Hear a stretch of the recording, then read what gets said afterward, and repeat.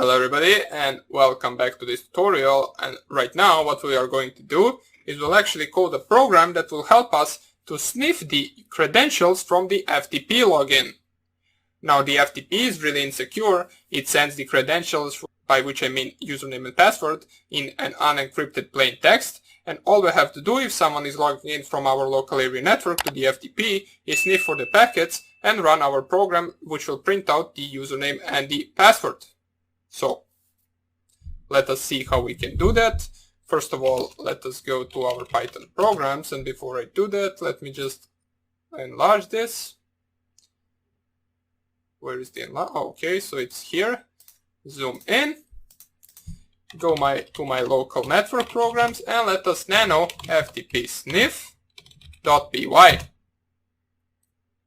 There, all I need to specify is first of all the line that we always need, user being Python, and we will use two libraries, one of them which we encountered before, which is the opt parse library, which we will use to parse our actual available options, which we will specify then to the user.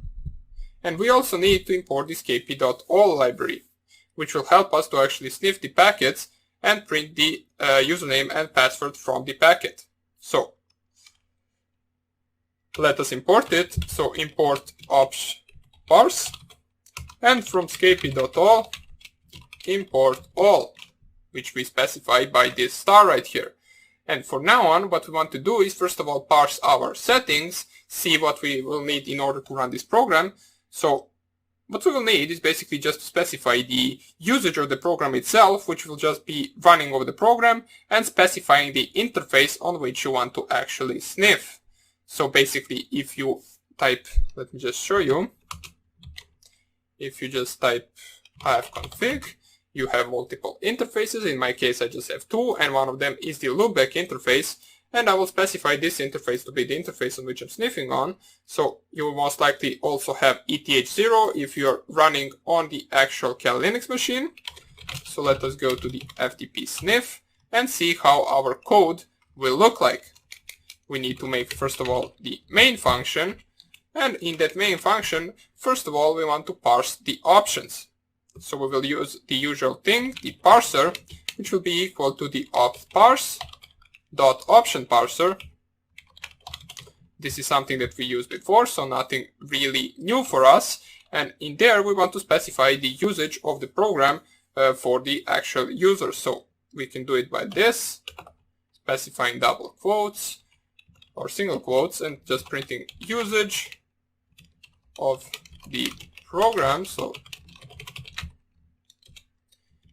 we close this, we can add in the new line, so backslash, we can use the backslash in order to specify the rest of the code in the new line, and all we have to add is another single quotes, and there we can specify the -e option to be the option for the actual interface. So we'll specify it like this, interface, and close it like this. So this will be the options that are going to be printed out to the user once they need to run the program. And all we need to do right now is actually add those options, which in our case is just the interface. So parser.add underscore option, and in the brackets what we need to do is specify the dash dash or just dash I for the interface.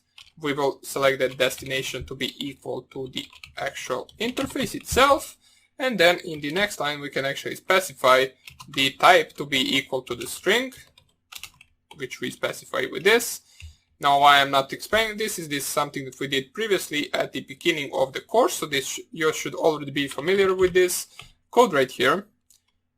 And the help option will be specifying, for example, specify interface to listen on.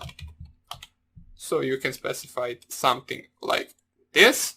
And all we have to do right now is add our usual line, which will contain options and arguments, and that will be equal to the parser.parseArgs. So parser.parse underscore args.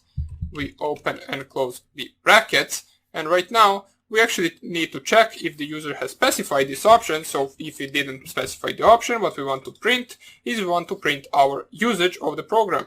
If they did specify the option, we want to continue into running our FTP sniffer.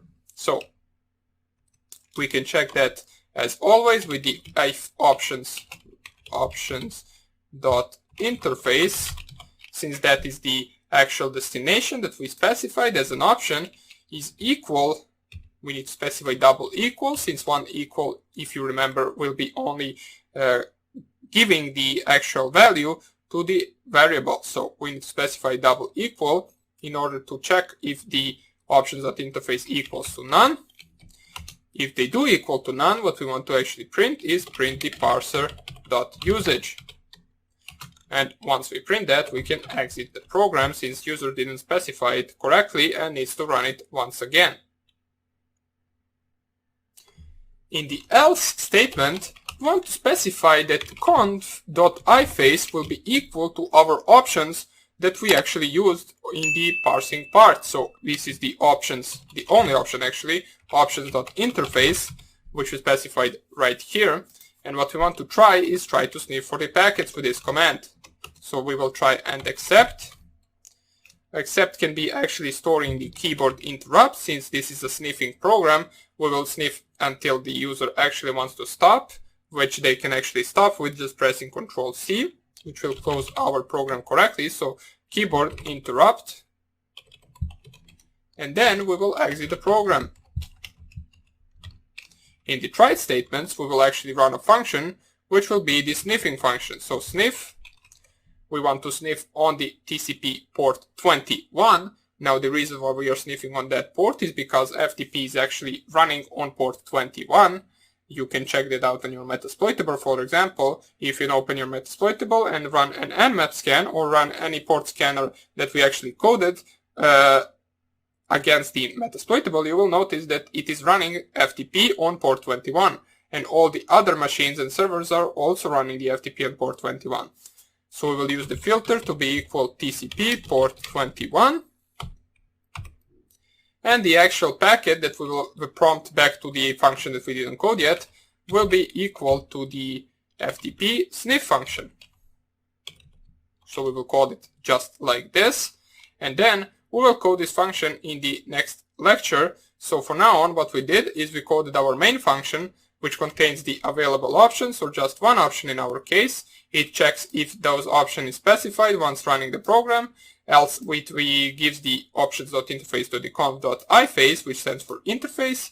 Then we try to sniff for the packets on the TCP port 21 and process the packets back to the FTP function, which we will code in the next tutorial. If the user wants to stop, they can specify the keyboard interrupt or basically Ctrl C in order to close the program. So let us save this, and we will continue coding in the next lecture. Hope you enjoyed it, and I hope I see you in the next tutorial. Bye!